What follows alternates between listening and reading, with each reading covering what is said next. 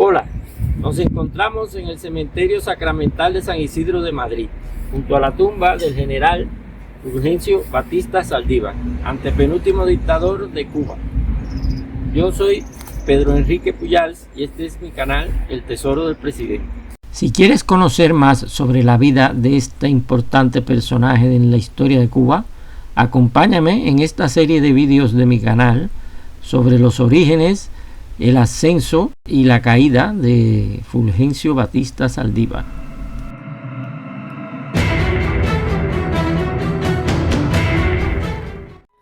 En 1933 se produjo la revolución que depuso al presidente Machado. Las clases bajas del ejército se sublevaron y depusieron a todos los oficiales de sargento para arriba. El cabecilla del golpe de Estado, Fulgencio Batista, por ejemplo, en un día ascendió de sargento hasta coronel.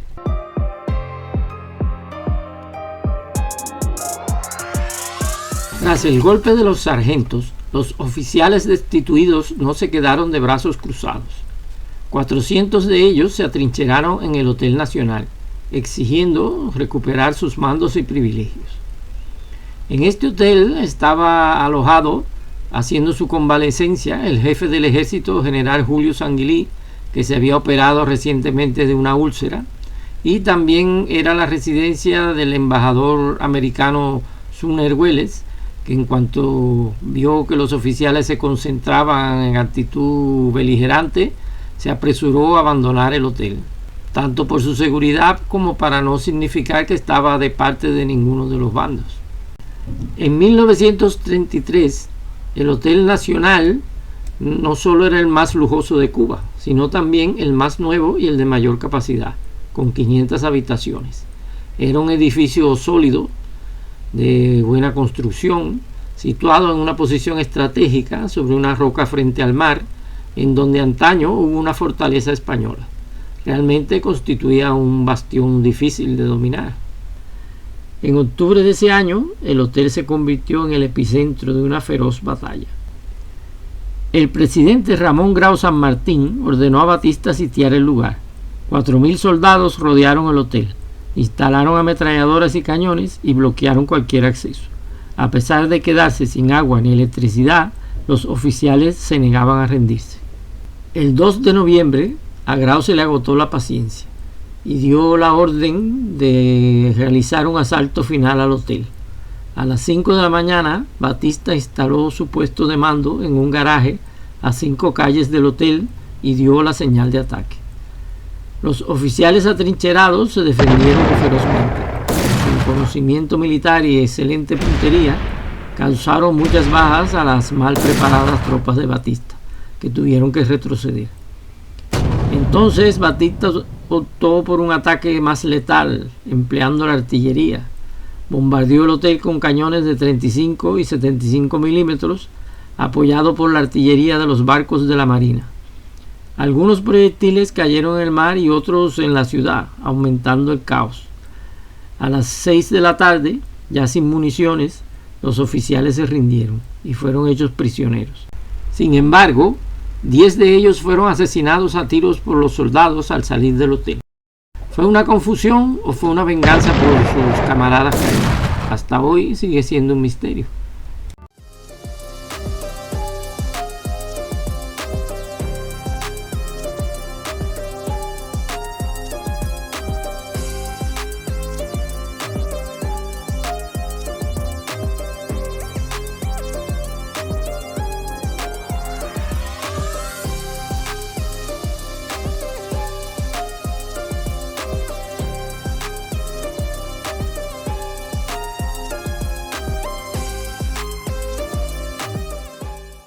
Pero aún hubo otro intento para derrocar el gobierno de Grau, Guiteras y Batista. El Hotel Nacional solo fue el principio. En noviembre de 1933, los grupos opositores de las clases altas lanzaron un último contragolpe, esta vez con el apoyo del ABC, parte del ejército y la aviación. El embajador americano Sumner Welles alentó la conspiración porque no soportaba el gobierno de Grau, de Guiteras y Batista, a los que consideraba demasiado radicales y antiimperialistas. El 8 de noviembre se sublevó la aviación, el cuerpo más elitista del ejército. Aviones rebeldes bombardearon el campamento de Columbia, en donde residía Batista. Una bomba cayó cerca de su casa, pero sobrevivió, y su presencia en Columbia, mientras los aviones bombardeaban y ametrallaban, contribuyó a aumentar su popularidad entre la tropa.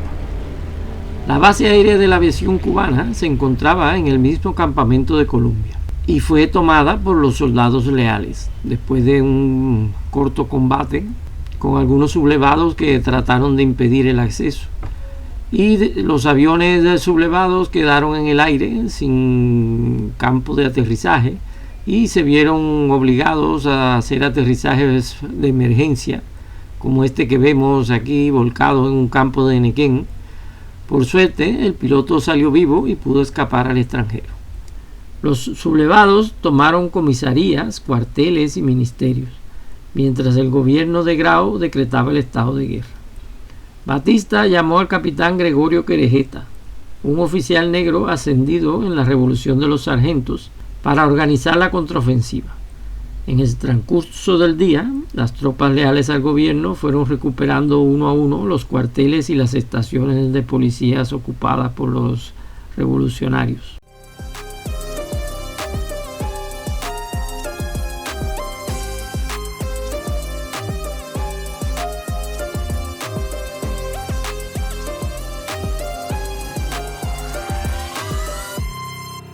Uno de los cabecillas del levantamiento, Blas Hernández, un caudillo campesino que había luchado contra Machado y luego apoyado a Batista, decidió unirse a los rebeldes. El 9 de noviembre atacó el Palacio Presidencial, pero fue rechazado con muchas bajas, y junto a elementos sublevados de las Fuerzas Armadas y abecedarios, se refugió en el castillo de Atarés, una fortaleza española del siglo XVIII.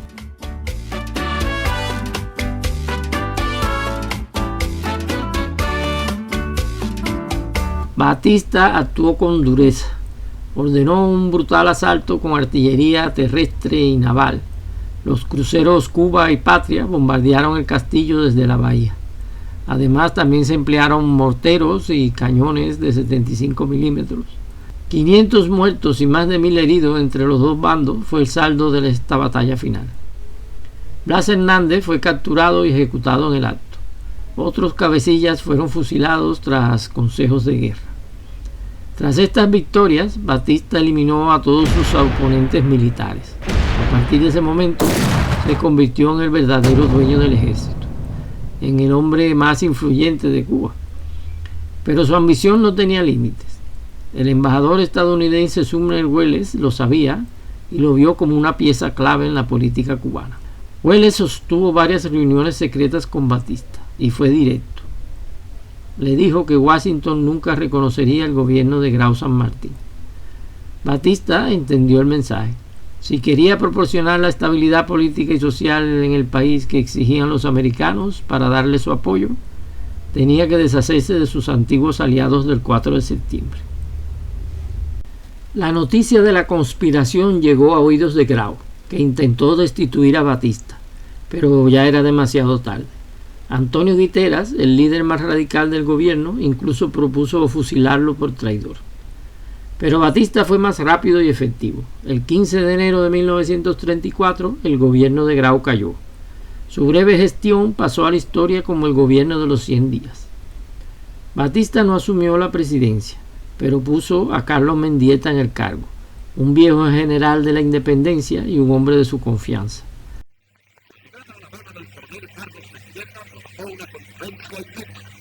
El recibimiento se convirtió en un acontecimiento nacional. Aquellos días eran definitivos y beneficiosos. Mendieta era visto como una gran esperanza para la República.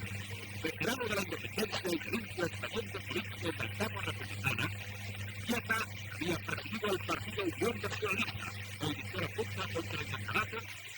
Mendieta cambió la modificación de la Constitución y quiso prolongarse en el poder. Después, unido al general Grajal y a los grupos revolucionarios juveniles, intentó conducir la insurrección armada desde 1931.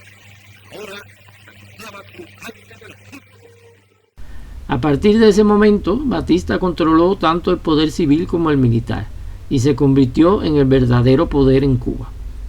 Sumner Welles y el gobierno de Washington respiraron aliviados. Con Grau y Guiteras fuera de juego, Cuba volvía a estar en manos seguras. Los americanos comenzaron a verlo a Batista como el potencial hombre fuerte de Cuba. El embajador Welles se convenció de que Batista era el único que podía aportar estabilidad y orden al caos reinante en la isla. Era el único que representaba la autoridad en Cuba y el único que podía neutralizar el radicalismo revolucionario. Para demostrar su buena voluntad, reconocieron de inmediato al gobierno de Mendieta. Los izquierdistas y los estudiantes mantuvieron su política terrorista que databa desde la época de la lucha contra Machado. Bombas, sabotajes, asesinatos. Estas actividades fueron reprimidas con fuerza, resultando detenidos, asesinados o exiliados gran número de comunistas, guiteristas, exmilitares, menocalistas.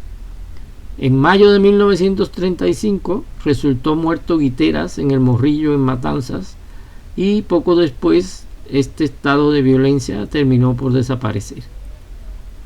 Los presidentes pasaban. Mendieta renunció en diciembre de 1935, fue sucedido por Miguel Mariano Gómez, que fue destituido en un impeachment. Después vino Laredo Bru, y así los presidentes pasaban, llegaban otros, pero la figura de Batista permanecía y se consolidaba con los cambios. Suscríbete y sigue viendo nuestros vídeos de esta interesante serie para descubrir las medidas sociales que tomó Batista para ganarse al pueblo, como fueron las escuelas cívico-militares y su alianza con el Partido Comunista, que le permitió gobernar a Cuba como presidente electo en unas elecciones democráticas. Nos vemos en la próxima historia.